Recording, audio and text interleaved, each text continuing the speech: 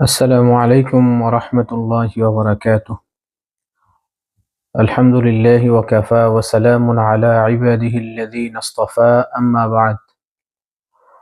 মহান রব্বুল আলামিনের দরবারে লাখ কোটি শুকর ও সুজুদ যে মহান রব্বুল আলামিন আমাদেরকে সুস্থতার মতো বড় নিয়ামত দান করেছেন, আলহামদুলিল্লাহ। আমরা আজকে যে বিষয় নিয়ে আলোচনা করব সেটা হলো রোজা সম্পর্কে আমরা আলোচনা করব। প্রথম যে বিষয়টা সেটা হলো রোজার পরিচয়। রোজা এটা একটি ফার্সি শব্দ, আর এটার আরবি শব্দ হলো সওম বা সিয়াম। আর এই সওম বা সিয়ামের অর্থ হলো আল ইমতেনা, অর্থ বিরত থাকা। এজন্য কথা, কাজ, কর্ম থেকে বিরত থাকাকে আবিধানিক অর্থ, শাব্দিক অর্থে রোজা বলা হয়। যেমন খাওয়া পান করা, এগুলো একটা কাজ, এই জন্য এই অর্থে এটাকেও রোজা বলা হয়। যেমনিভাবে কথা থেকে বিরত থাকাকেও রোজা বলা হয়। এটার উদাহরণ কি?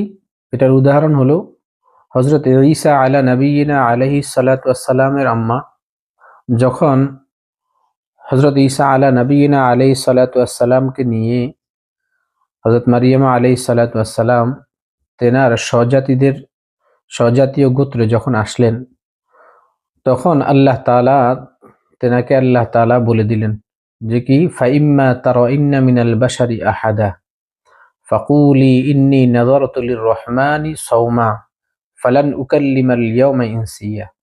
যখন তুমি কোনো মানুষকে দেখবা তখন তুমি বলবা এই কথাটা যে ইন্নী নাযারতু লির-রহমানি সাওমা, যে আমি রহমানের জন্য রোজার মানত করেছি।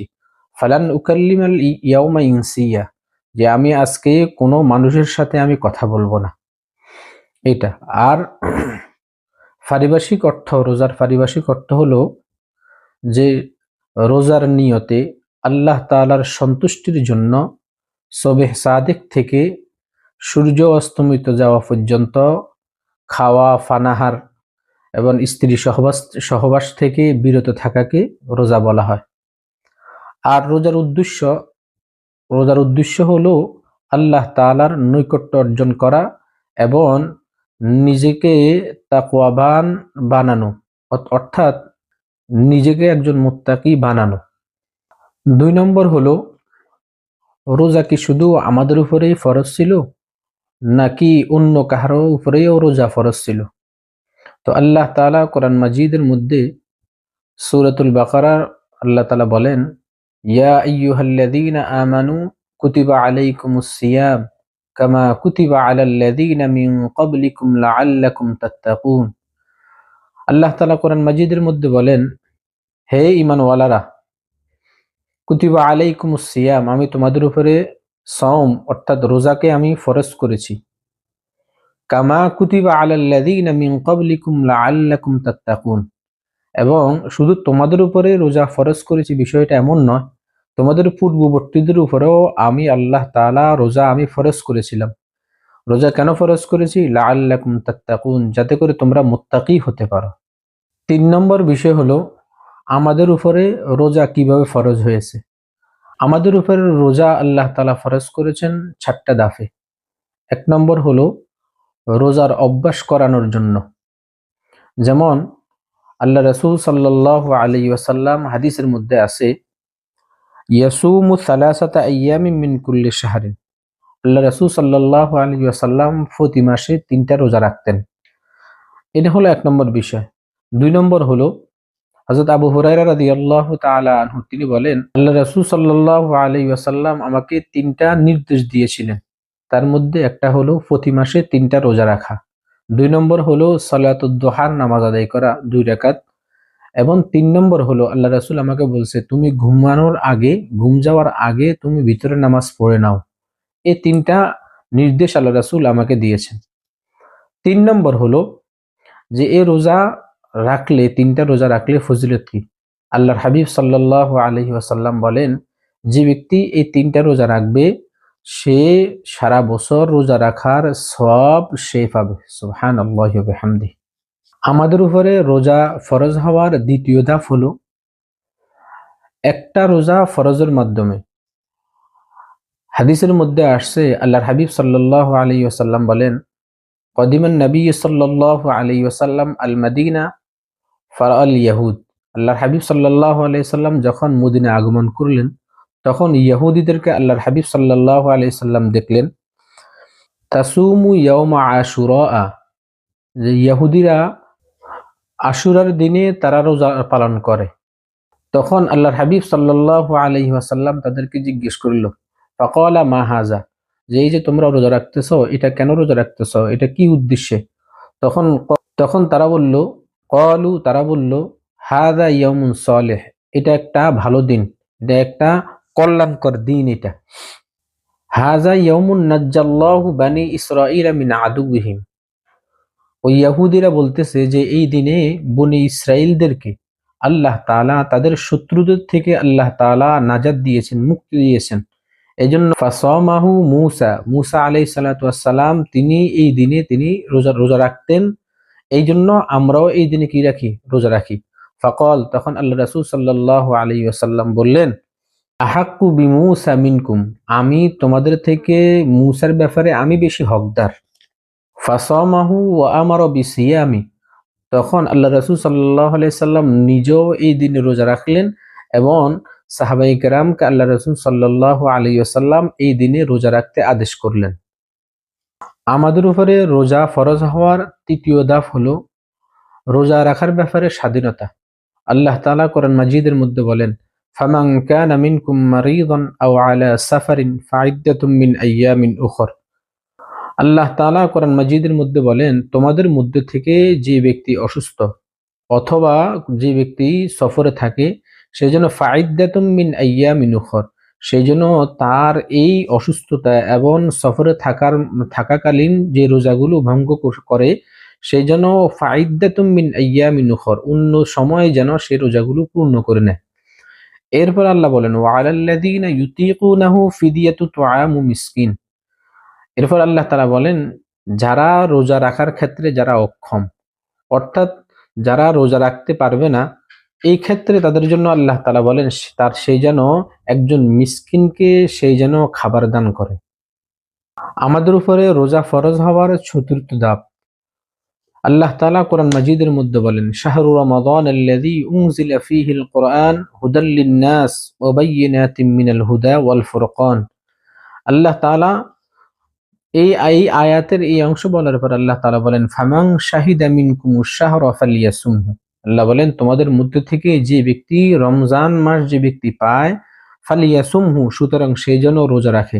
তাহলে পূর্বের যে বিষয়গুলো ছিল ওই বিষয়গুলো সবকিছু শেষ হয়ে গেছে, রহিত হয়ে গেছে। আর এখন আল্লাহ তাআলা এই আয়াতের মধ্যে যে বিধানটা দিছে, যে তোমাদের মধ্যে যে রমজান মাসটা পায় সে যেন কি রাখে? রোজা রাখে। এখন আমরা যে বিষয় নিয়ে কথা বলবো সেটা হলো প্রাথমিক যুগে রোজা রাখার নিয়ম কি ছিল। দেখেন, প্রাথমিক যুগে রোজা রাখার নিয়ম ছিল সন্ধ্যাবেলায় খাবার খেয়ে শুয়ে যাওয়া, এবং এই সন্ধ্যাবেলা খাবার খেয়ে শুয়ে যাওয়ার পরে কোনো ব্যক্তি আর পুরা রাত্রিতে আর কোনো জিনিস কোনো কিছু খেতে পারবে না। আবার পুরা দিন সে কি থাকতে হবে? রোজা রাখতে হবে। পরের দিন সন্ধ্যা পর্যন্ত সে রোজা রাখতে হবে। এটা সাহাবায়ে কেরামদের জন্য এটা অনেক কষ্টকর ছিল। যেমন একটা ঘটনা আল্লাহ রাসূল সাল্লাল্লাহু আলাইহি সাল্লামের হাদিসের মধ্যে আছে, একজন আনসারী সাহাবী কয়েস ইবনে সিরমা রাদিয়াল্লাহু তাআলা আনহু, তিনি পুরা দিন তিনি কাজ করে যখন সন্ধ্যার আগ দিয়ে যখন ঘরে আসলো, আসার পরে তিনি তিনার স্ত্রীকে জিজ্ঞেস করলো যে ঘরের মধ্যে খাবারের কোনো কিছু আছে কিনা, অথবা বলল যে খাবার দেওয়ার জন্য। তখন স্ত্রী তেনাকে বলল যে ঘরের মধ্যে তো কোনো খাবার কিছু নেই। তখন স্ত্রী বলল যে ঠিক আছে, আপনি বসেন, আমি একটু খাবারের ব্যবস্থা করে নিয়ে আসি। তখন তিনি যেহেতু পুরা দিন কাজ করছেন, পুরা দিন ক্লান্ত শরীর, এই জন্য স্ত্রী যখন ঘর থেকে বাইর হয়েছে, যখন খাবার অন্বেষণের জন্য খাবার নিয়ে আসার জন্য, তখন তিনি বিছানার মধ্যে শোয়া মাত্রই তেনার ঘুম এসে গেছে। স্ত্রী যখন ঘরের মধ্যে আবার যখন ফিরে আসছে, আসার পরে দেখতেছে যে স্বামী ঘুমাইয়া গেছে। তখন এই অবস্থা যখন হলো, পরের দিন তিনি যখন কাজ করার জন্য গেলেন, যাওয়ার পরে দুপুর বেলায় তিনি এরকম ভাবে মাথা ঘুরিয়ে তিনি পড়ে গেলেন। তখন এই খবরটা যখন আল্লাহ রাসূল সাল্লাল্লাহু আলাইহি ওয়াসাল্লামের কাছ পর্যন্ত যখন পৌঁছার পরে তখন আল্লাহ তাআলা কোরআন মাজিদের আয়াত নাজিল করে দিলেন। আল্লাহ তাআলা কোরআন মাজিদের মধ্যে বলেন, উহিল্লা লাকুম লাইলাতাস সিয়ামির রাফাথু ইলা নিসাইকুম। আল্লাহ তাআলা বলতেছেন, সিয়ামের রাত্রিতে তোমাদের জন্য তোমাদের স্ত্রী সহবাস তোমাদের জন্য হালাল করা হয়েছে। ফাফারিহু, যখন এই সংবাদটা যখন সাহাবায়ে কেরামের কাছ পর্যন্ত আসলো, সাহাবায়ে কেরাম শুনে অনেক আনন্দিত হয়েছেন, শাদীদান অনেক আনন্দিত হয়েছেন। এরপরে আবার আয়াত নাজিল হলো। আল্লাহ তাআলা বলতেছেন, ওকুলু ওয়াশরাবু হাত্তা ইয়াতাবায়্যানা লাকুমুল খাইতুল আবিয়াদু মিনাল খাইতিল আসওয়াদি মিনাল ফাজর। আল্লাহ তাআলা বলেন, তোমরা খাও পান করো, এবং এই খাওয়া এবং পান করাটা রাত্রিবেলার কালো রেখা থেকে নিয়ে শুরু করে তোমরা ভোরের সাদা রেখা দেখা যাওয়া পর্যন্ত তোমরা কি করো? তোমরা খাও এবং পান করো। তখন আল্লাহ তাআলা এই আয়াতগুলো নাজিল করে দিলেন। তখন ওই যে কষ্টটা ছিল শুরু সময়ের মধ্যে রোজা রাখার জন্য, ওই কষ্টটা তখন কি হয়ে গেল? দূরীভূত হয়ে গেল। এখন আমরা যে বিষয় নিয়ে কথা বলবো, রোজা এটা হলো একটা গুরুত্বপূর্ণ বিষয়। গুরুত্বপূর্ণ বিষয় কেন? কারণ রোজাটা হলো ইসলামের অন্যতম একটা রোকন। যেমন হাদিসের মধ্যে আসছে, আল্লাহর হাবিব সাল্লাল্লাহু আলাইহি সাল্লাম বলেন, বুনিয়াল ইসলামু আলা খামস, শাহাদাতি আল্লা ইলাহা ইল্লাল্লাহ ওয়া আন্না মুহাম্মাদান আবদুহু ওয়া রাসূলুহু ওয়া ইকামিস সালাহ ওয়া ইতাইজ যাকাহ ওয়াল হজ্জি ওয়া সাওমি রমাদান। আল্লাহর হাবিব সাল্লাল্লাহু আলাইহি সাল্লাম বলেন, ইসলামের বুনিয়াদ, ভিত্তি, স্তম্ভ হলো 5টা জিনিসের উপরে। এই 5টা জিনিসের মধ্যে থেকে একটা হলো ওয়াসামি রমাদান, রমজানের রোজা রাখা। তো এই জন্য এটা অত্যন্ত গুরুত্বপূর্ণ একটা বিষয়। এই রমাদানুল মুবারক, তো রমজান আমাদের একেবারে সন্নিকটে। আমরা রমজানের রোজাগুলো আমরা সঠিকভাবে পালন করব। রমজানের রোজাগুলো আমরা রমজানের হক আদায় করে আমরা রাখবো, এবং আমরা বেশি বেশি করে রমজানুল মুবারকে আমরা ইবাদত বন্দি করব। আমাদের গুনাহগুলো আল্লাহ তাআলার কাছে আমরা মাফ চাওয়ায়া নিব, এবং আমরা যত বেশি পারি আমরা বেশি বেশি করে কোরআন তেলাওয়াত, তাসবিহ, তাহলিল এবং তাহাজ্জুদের নামাজটা আমরা গুরুত্ব দিয়ে আমরা আদায় করব। আল্লাহ তাআলা তৌফিক দান করেন। ওমা তৌফিকি ইল্লা বিল্লাহ ওমা আলাইনা ইল্লা বিল্লাল বালাগ। আসসালামু আলাইকুম ওয়া রাহমাতুল্লাহি ওয়া বারাকাতুহু।